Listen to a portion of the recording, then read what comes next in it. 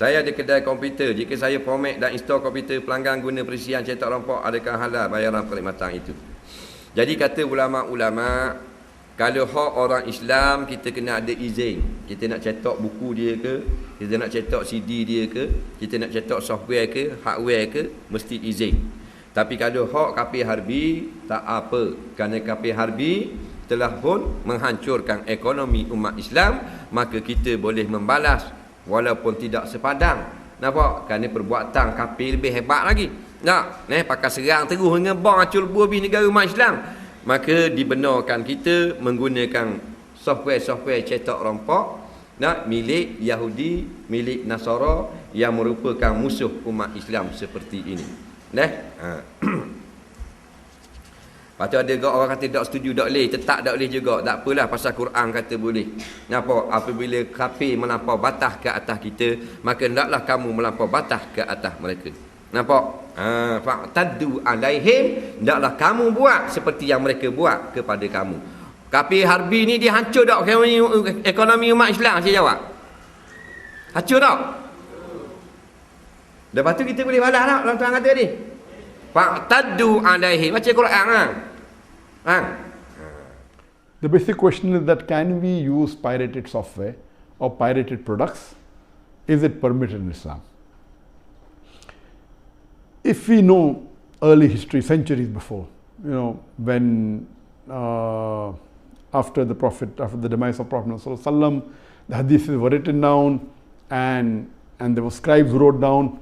Regarding this question, many fiqh councils have come together and discussed this issue. According to the fiqh council of Muslim World League in Makkah Mukarramah, also the fiqh council of Jeddah, they said that previously when people used to write the hadith of the scholars of the muhaddithin, so that the original copy, in case it is lost, this preserves it. So it was an act of sawab, and it used to take days and weeks and years to write down. At that time, centuries before, when there was no printing press, all these acts of copying works of great scholars was act of blessing, and it used to spread the message. But now printing has come and technology has improved. You can print books into thousands of copies, tens of thousands of copies. And now there are many people, if a scholar has spent, it's the opposite now. If a scholar has spent years together in doing some research, and there's a person who prints his book in tens of thousands and sells it by pirating it, this is totally haram. So what previously was act of sawab to preserve the work of scholars, today if you copy it, if it has a copyright. If it doesn't have a copyright, like my books have got no copyright. Anyone copies it, I said you'll get sawab.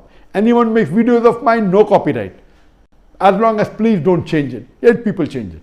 So as far as my products are concerned, I have got no copyright. Anyone copies my videos and circulates it, he will get sawab. But those people who have spent a lot of time, and if that is the bread and butter, and if they have put a copyright on it, so anyone copying that, it becomes haram. Even according to Sheikh Utaymi, when the question was asked, that can you copy things which have got copyright? Can you use software which are copyright? He said, if you take a book and if you make few pages photocopy for personal use, accepted, but not for mass circulation. As far as using pirated software, it is haram.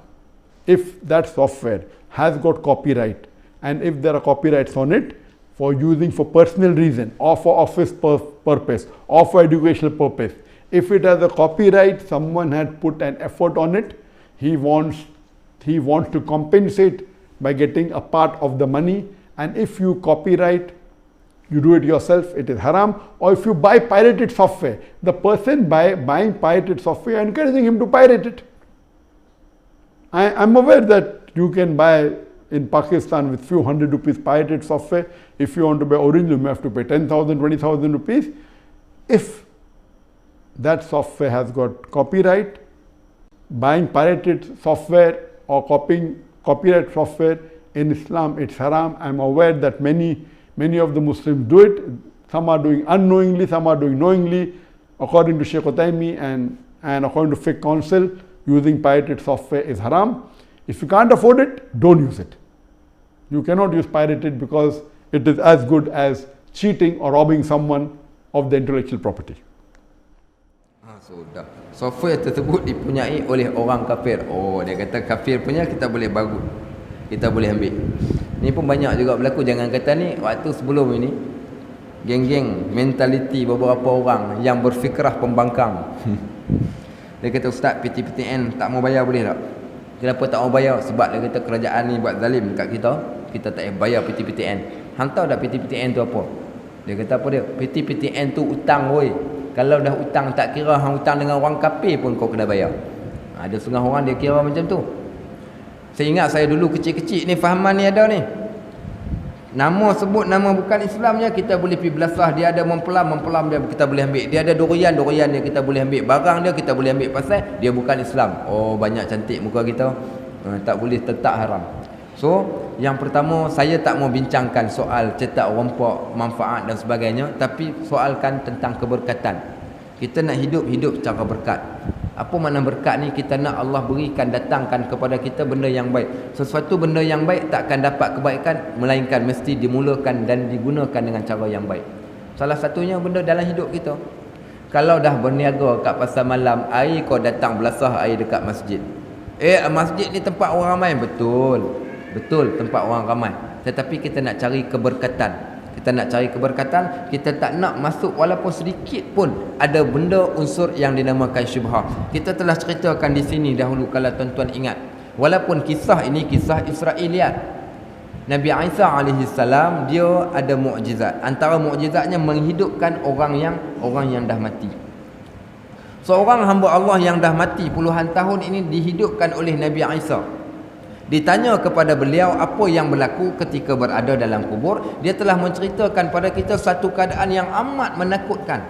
Apa dia menakutkan? Dia kata, aku disoal berpuluh-puluh tahun tak selesai-selesai hanya kerana satu kes, iaitu kayu api. Aku kerja dia penjual kayu api. Ada satu kayu api yang telah diorder oleh seorang hamba Allah yang telah dibayar bayarannya. Apa dia buat waktu dia berjalan, mungkin barangkali ada nasi terlekat kat celah gigi, dia patahkan sedikit saja kayu tu untuk cungkil gigi dia. Kerana mencungkil gigi dengan kayu yang sedikit itu soalan tak selesai berpuluh-puluh tahun kat dalam kubur. Ini kan pula dalam bab benda-benda yang lain. Kalau benda yang kecil begini pun. Baik, bagaimana berlaku sampaikan seorang hakim, dia akan berkata, kalaulah aku tak jadi hakim. Kalau aku tak jadi hakim, semua orang akan takut. Dan ceritanya sekecil-kecilnya, daripada benda yang besar sampai kecil akan dihisap. Macam mana kecil yang akan dihisap itu? Sampailah ke satu tahap kita katakan Allah akan tanya, iaitu benang yang masuk dalam lubang jarum pun Allah tanya. Takkan dalam benda yang macam ni Allah tak tanya? Kalau orang yang takut, tak berani kita.